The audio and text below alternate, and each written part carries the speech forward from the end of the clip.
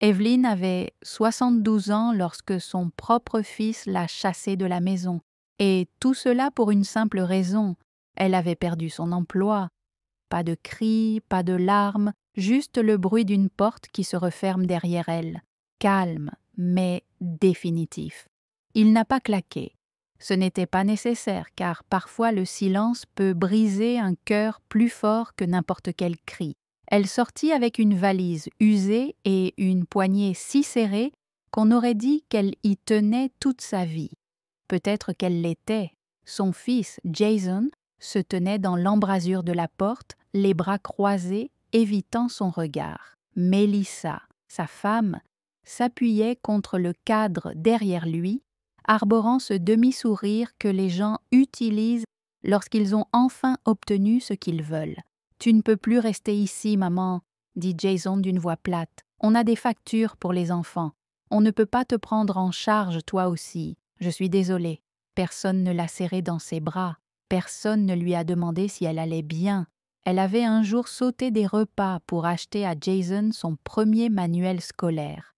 Maintenant, elle n'était plus qu'un fardeau sans salaire. Et ainsi, elle marchait pas à pas, traînant la valise qui raclait le trottoir comme si elle murmurait « Tu es toute seule maintenant ». Mais ce que Jason ne savait pas, ce que personne ne savait, c'est qu'à l'intérieur de son sac à main en cuir usé se trouvait une carte de débit et l'accès à un compte bancaire caché contenant 1 400 000 $. Evelyn n'a pas pleuré. Pas quand elle a quitté le Porsche. Pas quand ses jambes ont commencé à lui faire mal à mi-chemin de Maple Street. Même pas lorsqu'elle était assise sur le banc en bois froid à l'arrêt de bus, à 3 pâtés de maison de la maison qui était autrefois la sienne. Elle était assise là, le dos voûté, les mains jointes fermement sur la poignée de son sac à main, regardant le monde passer comme s'il l'avait déjà oublié. Ce que Jason ne savait pas, c'est qu'Evelyn n'avait pas été renvoyée. Elle avait démissionné. Son deuil lui faisait mal. Le médecin l'a averti qu'il ne fallait pas soulever de lourdes boîtes, car cela pourrait endommager sa colonne vertébrale de façon permanente. Alors, après des années passées à aider à la friperie de l'église, elle s'est discrètement retirée. Le pasteur lui a demandé de rester. Elle a souri, a dit qu'elle avait besoin de repos et elle en a eu besoin.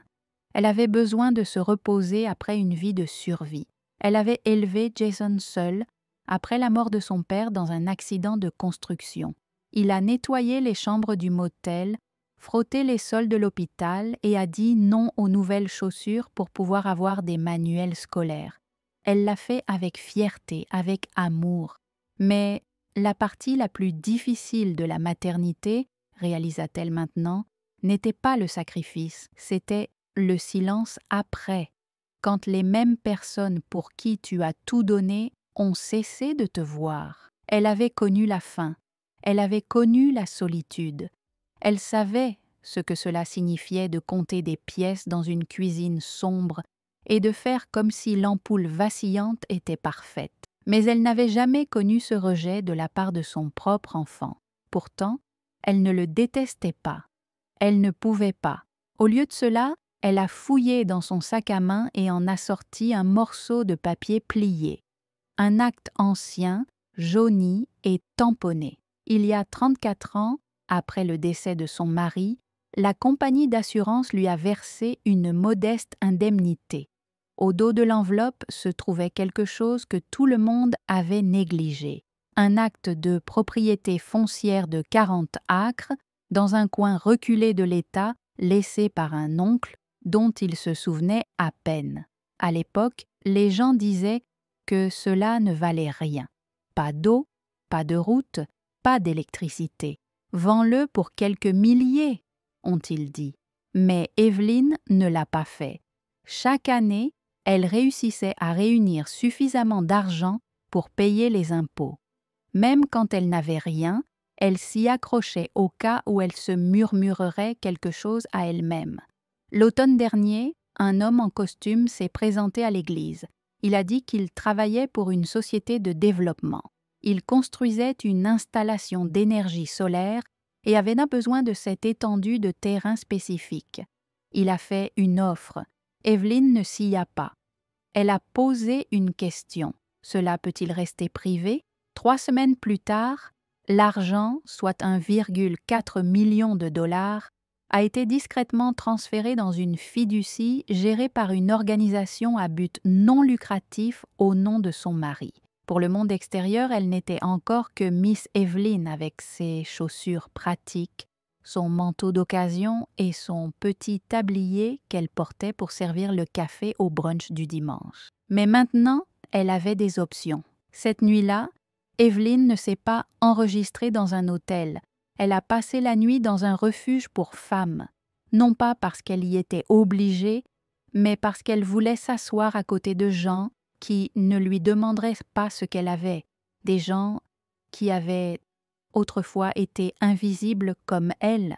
Elle partageait le peu de nourriture qu'elle avait dans son sac, écoutait leurs histoires, riait doucement quand quelqu'un racontait une blague, tenait la main d'une femme quand elle pleurait à cause d'une fille qui ne la rappelait pas. Et pour la première fois depuis longtemps, Evelyn se sentit vue. Le lendemain matin, elle visita un cottage délabré à la périphérie de la ville. Il y avait des fenêtres fissurées, de la peinture écaillée et des mauvaises herbes sauvages grimpant sur les balustrades du porche. Elle a payé en espèces. 3 semaines plus tard, sous le nom de Grace Holdings LLC, le lieu était transformé. Une nouvelle peinture, un toit réparé, des panneaux solaires, un nouveau jardin. Mais personne ne savait que c'était le sien. Et c'est exactement comme elle le voulait. Elle ne voulait pas se venger. Elle ne voulait pas que les voisins parlent. Elle ne voulait pas que Jason ou Melissa reviennent en rampant simplement parce qu'elle avait de l'argent. Ce qu'Evelyn voulait, c'était construire quelque chose qui ne laisserait personne tomber. Alors elle l'a fait. Elle a commencé à faire du bénévolat dans des banques alimentaires, des refuges et des centres de jeunesse, demandant discrètement ce dont ils avaient besoin, finançant secrètement des réparations, faisant des dons sous des noms que personne ne pouvait retrouver. Et quand le moment est venu, elle a acheté un bâtiment, une vieille salle communautaire condamnée depuis des années. Elle l'a appelée la table d'Evelyn. Ce n'était pas luxueux, mais il y avait de la chaleur, une vraie chaleur. Soupe chaude, lit propre, musique douce, un endroit pour les gens qui n'avaient nulle part où aller. Les gens l'aimaient. Des gens qui avaient été oubliés, non pas parce qu'ils n'étaient pas dignes, mais parce qu'ils n'avaient plus rien à offrir. Evelyn a quand même proposé, parce qu'elle s'en souvenait et parce qu'au fond d'elle-même, elle espérait encore que son fils s'en souviendrait aussi. 2 ans se sont écoulés, les saisons ont tourné tranquillement, le monde a continué à avancer. Et Evelyn, eh bien, elle s'est épanouie en silence. La table d'Evelyn était devenue plus qu'un simple bâtiment. C'était un rythme, un battement de cœur. Soupe mijotée sur la cuisinière chaque matin. Les enfants jouaient dans le jardin sous des tournesols plus hauts que leur tête, et chaque vendredi soir, les lumières brillaient à travers les fenêtres, tandis que les gens se réunissaient pour des dîners communautaires. Aucune question posée, aucune paperasse nécessaire. Mais ailleurs, la vie n'avait pas été aussi clémente. Jason a perdu la maison. Au début, c'étaient des petites choses, des paiements manqués, des factures qui augmentaient. Puis la vie est arrivée, puis les serrures ont changé. Melissa est partie, a pris les enfants, a dit qu'elle avait besoin de stabilité. Jason a essayé des petits boulots, des quarts de travail dans un entrepôt et a même vendu sa vieille guitare. Mais rien n'a collé. Finalement, il a fini par dormir sur le lit de camp d'un ami au sous-sol, partageant des ramen avec des cafards et se demandant où tout avait si mal tourné. Un après-midi pluvieux, il s'est rendu à la bibliothèque publique juste pour rester au sec. Il a vu un dépliant près de la réception. Papier couleur crème, écriture élégante, un petit logo en bois qui semblait étrangement familier. La table d'Evelyn, ses repas, son abri, son soutien. Personne n'est laissé pour compte. Il s'est figé. Ses doigts tremblaient lorsqu'il relut le nom. Evelyn ne pouvait pas être là, mais la douleur dans sa poitrine disait le contraire. Il fixa l'adresse. Il connaissait la rue. Il y était passé des centaines de fois sans jamais y prêter attention. Le lendemain matin, quelque chose l'a attiré là-bas. Appelez cela de la culpabilité, appelez cela de l'espoir, appelez cela le dernier fil qui lui restait. Il traversa la ville avec des chaussures usées et trouva un petit bâtiment fraîchement peint, encadré de fleurs sauvages. Les enfants riaient à l'intérieur, de la vapeur s'échappait d'un conduit de cuisine. Et au-dessus de la porte d'entrée, gravée dans le bois, étaient inscrits les mots « La table d'Evelyn, chacun à sa place ». Il est entré. La chaleur l'a accueilli instantanément. Pas seulement de la chaleur, mais aussi des cadeaux, l'odeur du pain frais, le léger cliquetis des plats. Les bénévoles se déplaçaient doucement, comme s'ils appartenaient au groupe. Puis, derrière le comptoir de la réception, vêtue d'un cardigan beige, les cheveux argentés repliés derrière les oreilles, était assise une femme qu'il n'avait pas vraiment regardée depuis des années, sa mère. Elle leva les yeux, ses yeux s'écarquillèrent, mais elle ne bougea pas. Jason se figea, sa gorge brûlait. Les mots restaient de coincés comme du gravier dans sa bouche. « Je ne savais pas où aller d'autre », murmura-t-il. Evelyn se leva lentement, fit le tour du bureau et s'arrêta juste devant lui. Jason ne pouvait pas la regarder dans les yeux. Il tremblait. « J'ai perdu la maison. Mélissa est partie. Je n'ai rien. » Silence. Puis Evelyn parla doucement, d'une voix ferme. « Entre. Tu as l'air d'avoir froid. » Elle le conduisit à une petite table et posa une tasse de thé chaud devant lui. Il regarda autour de lui, toujours étourdi. « Cet endroit est à toi ?» demanda-t-il. Elle hocha la tête. « Je pensais que tu n'avais rien ?» dit-il. « J'étais en paix, » répondit-elle. « Et assez. » Sa voix se brisa. « Pourquoi ne m'as-tu pas dit que tu avais de l'argent, que tout allait bien ?» Elle le regarda doucement. « Est-ce que cela aurait changé quelque chose ?» Il ne répondit pas. « J'avais besoin de savoir. » Elle continua. « Je serais restée à tes côtés quand tu n'avais rien à donner. C'est ainsi que j'ai su pour qui construire cela. J'ai été horrible avec toi, » dit-il. « Tu m'as fait confiance, je t'ai jeté dehors. » Evelyn tendit la main par-dessus la table et lui prit la main. « Tu t'es oubliée, » dit-elle. « Cela ne veut pas dire que tu ne peux pas retrouver ton chemin. » Et à ce moment-là, Jason pleura. Pas fort, pas théâtralement, juste un flot calme et régulier qui parlait de honte, de gratitude et du genre de pardon qui donne l'impression de renaître. Le printemps arriva lentement cette année-là. Une pluie douce, de nouvelles feuilles et quelque chose comme une guérison qui s'épanouit de manière petite et silencieuse. Jason commença à faire du bénévolat à la table d'Evelyn. Il réparait des chaises cassées, triait des conserves, aidait à colmater des fuites dans le toit. Il ne demanda pas à être payé. Il vint simplement chaque jour comme s'il rattrapait tout ce qu'il avait manqué. Evelyn ne disait pas grand-chose.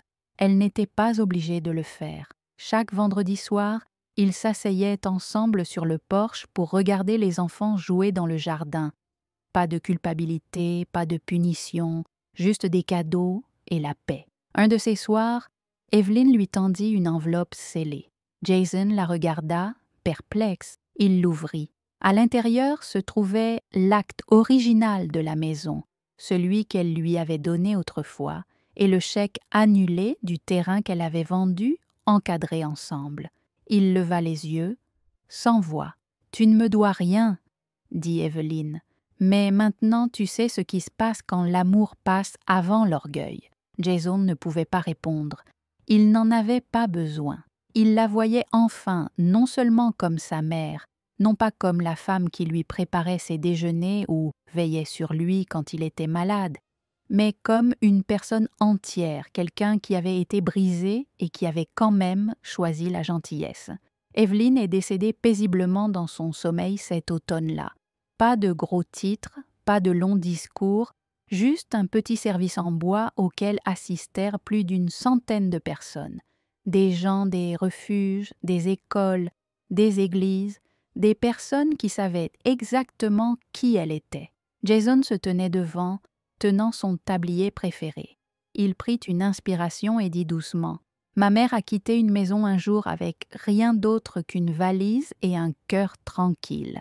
Mais dans ce silence, elle a construit quelque chose de plus grand que ce que nous aurions jamais imaginé. » Il se tourna vers la porte.